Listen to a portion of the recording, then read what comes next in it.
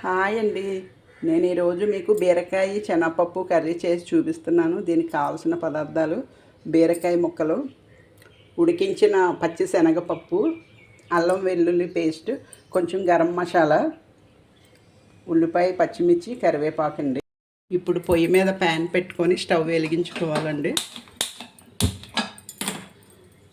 ఇందులోని కర్రీకి తగ్గ ఆయిల్ వేసుకోవాలి. కొంచెం ఎక్కువగానే పడుతుందండి టేస్ట్ కోసం.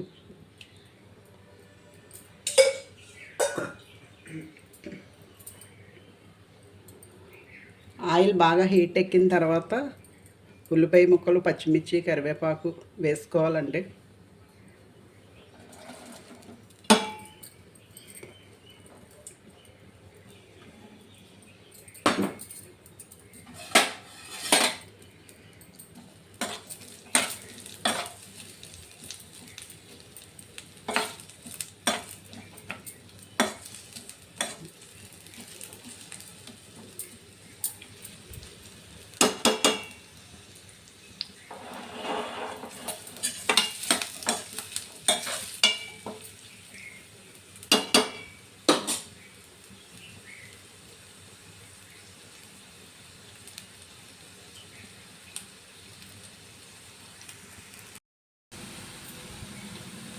ఉల్లిపాయలన్నీ బాగా వేగినాయండి.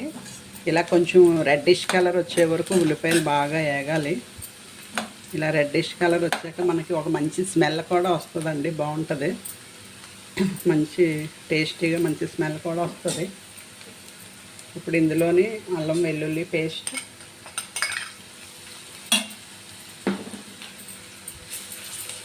కొంచెం పసుపు,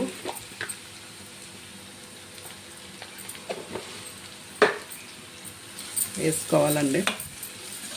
అల్లం వెల్లుల్లి పేస్ట్ కొంచెం పచ్చివాసన పోయే వరకు బాగా వేగనివ్వాలండి.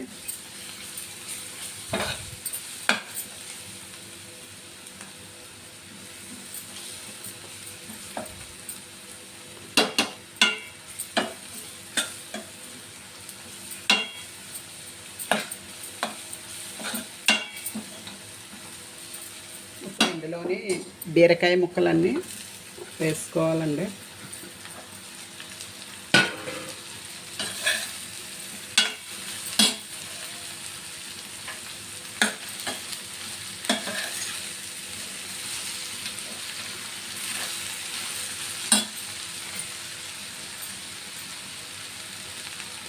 రుచికి సరిపడా సాల్ట్ వేసుకోవాలండి.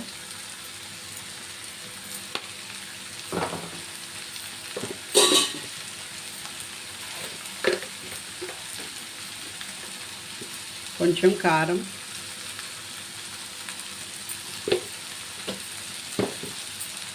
వేసుకొని కొంచెం కలపాలండి బాగాను.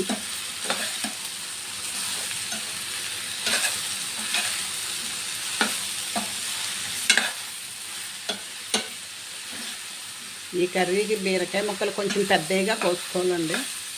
మరి చిన్న ముక్కలు కాకుండా కొంచెం పెద్దగా కోసుకోవాలి.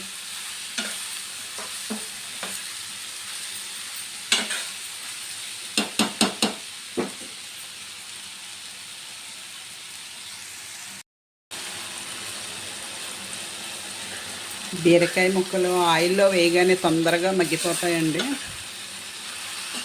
ఇలా బాగా మగ్గిన తర్వాత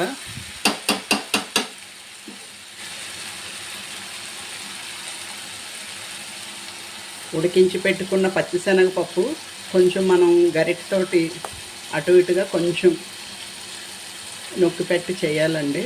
దానివల్ల టేస్ట్ కూడా చాలా బాగుంటుంది. పప్పు ఉడికిన పప్పు అని చెప్పి అలా వేసేయకుండా కొంచెం నొక్కి పెట్టి చేయాలండి. గరిటెతో బాగా కొంచెం నొక్కి అప్పుడు ఈ పప్పుని ఇందులో వేసుకోవడమేనండి.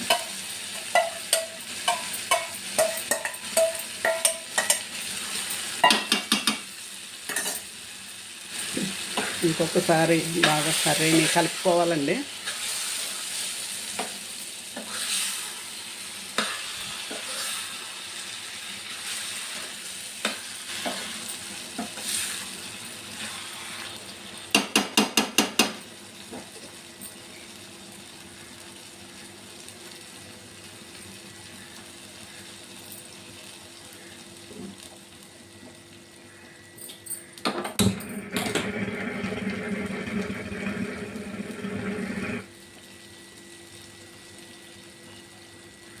స్టవ్ కొంచెం సిమ్లో పెట్టుకొని కర్రీ ఉడికించుకోవాలండి.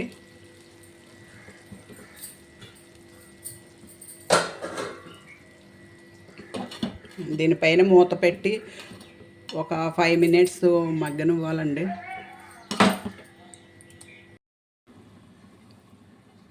ఫైవ్ మినిట్స్ మగ్గిన తర్వాత మరొకసారి కలుపుకొని చూసుకోవాలండి. ఇందులో ఎటువంటి వాటర్ అది యాడ్ చేయకూడదండి.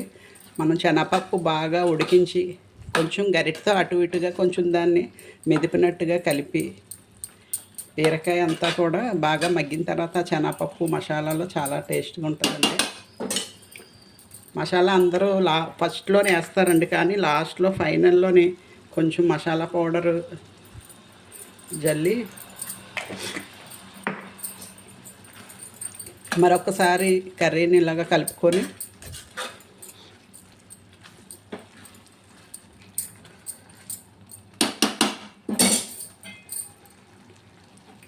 ఇంత బాగా కలిసే విధంగా ఇలా కలుపుకొని స్టవ్ ఆఫ్ చేసుకోవాలండి, లేకపోతే బాగా దగ్గరికి అయిపోతుంది. ఇంకా స్టవ్ ఆఫ్ చేసుకోవడానండి, అంతే, కర్రీ రెడీ. అంతేనండి, బీరకాయ శనగపప్పు కర్రీ రెడీ అయిపోయిందండి. నేను చెప్పిన విధంగా ఎటువంటి వాటర్ వేయకుండా ఈ రకంగా తయారు చేసి చూడండి, చాలా టేస్టీగా బాగుంటుంది. మీకు ఈ వీడియో కనుక నచ్చితే లైక్ చేసి మీ ఫ్రెండ్స్కి షేర్ చేయండి. Thank you.